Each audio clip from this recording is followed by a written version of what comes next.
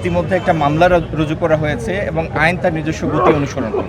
সারা বাংলাদেশ ছোট জায়গা না, এটা অনেক বৃহৎ জায়গা। আপনি একটা বাজার তদারকি করবেন, এইভাবে ভোক্তা অধিকার কত সংখ্যক আছে এবং এই বাজার নিয়ন্ত্রণ করতে কী পরিমাণ সক্ষমতা দরকার সেটা আপনারা নেবেন কিনা আগামীতে করার জন্য? সেটা ভোক্তা অধিকারের 10টা টিম শুধু ঢাকা শহরে কাজ করছে, মন্ত্রণালয়ের 3টা টিম কাজ করছে। এটি তো এই কাজগুলি কি, আপনি যখন কোনো একটা সিলেক্ট করেন বা স্যাম্পল ড্র করেন, সেটা র্যান্ডম বেসিসে করেন। এখন ঢাকা শহরের প্রত্যেকটা বাজার বা প্রত্যেকটা দোকানে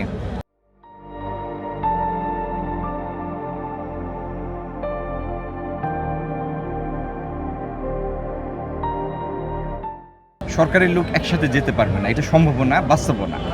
এবং বাজার মনিটরিংয়ের উদ্দেশ্যটা হচ্ছে এই তথ্য বা এই অনুভূতি বা এই চেতনার জন্য সাধারণ বিক্রেতাদের মধ্যে কাজ করে যে আমাকে নজরদারির মধ্যে রাখা হচ্ছে। আমি যদি কোনো অন্যায় করি বা ব্যত্যয় ঘটাই, এটা কোনো না কোনোভাবে আইনশৃঙ্খলা প্রয়োগকারী সংস্থা বা সরকারের দায়িত্বপ্রাপ্ত এজেন্সি এটা জানবে। এটাই হচ্ছে বাজার মনিটরিংয়ের কাজ।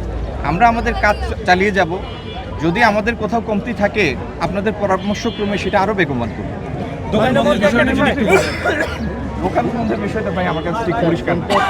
স্যার একটু আগে বললেন যে আইনগত ব্যবস্থা নেওয়া হবে। আপনি যে একটা নির্দিষ্ট ঘটনা স্যার একটু ক্যামেরা দিকে সেইখানে মামলা রুজু করা হয়েছে, আইনগত ব্যবস্থা নেওয়া হয়েছে এবং আইন তার নিজস্ব গতিতে চলবে ইনশাআল্লাহ।